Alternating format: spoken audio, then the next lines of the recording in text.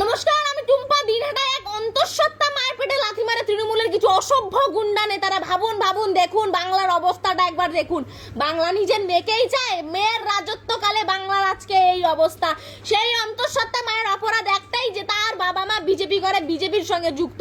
আর BJP করাটা কখনো অপরাধ হতে পারে না। আমরা ভারতবর্ষে থাকি, ভারতবর্ষের শাসক দলের সমর্থকদের যতটুকু অধিকার রয়েছে ঠিক বিরোধী দলের মানুষদেরও ঠিক অতটুকুই অধিকার রয়েছে। কিন্তু আমাদের পশ্চিমবঙ্গ এই মমতা বন্দ্যোপাধ্যায়ের রাজত্বকালে এরকম অবস্থা হয়েছে। দেখুন আজকে এই ঘটনার, এই নক্করজনক ঘটনার যদি বিচার মমতা বন্দ্যোপাধ্যায় করতে না পারে, যে বা যারা সেই অন্তঃসত্ত্বা মায়ের পেটে লাথি মেরেছে তার তো বাড়িতে মা বোন নেই। যদি তাদের বাড়িতে মা বোন, মনুষ্যত্ব বোধ, বিবেক বোধ তাদের থাকতো তাহলে কখনো একটা অন্তঃসত্ত্বা মায়ের পেটে লাথি তারা মারতে পারতো না।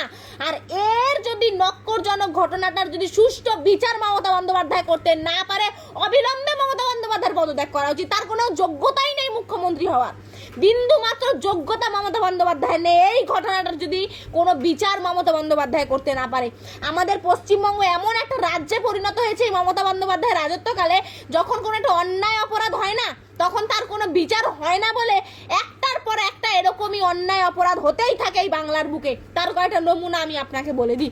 এই কিছুদিন আগে বিরোধী দলনেতার গাড়িতে হামলা করা হয় কোচবিহারে, ঠিক সেই কোচবিহারের পার্শ্ববর্তী এলাকা দিনহাটায় এক অন্তঃসত্ত্বা মায়ের পেটে লাথি মারল কে? এই তৃণমূলের কিছু গুন্ডা, মস্তান, ফালতু থার্ড ক্লাস নেতারা।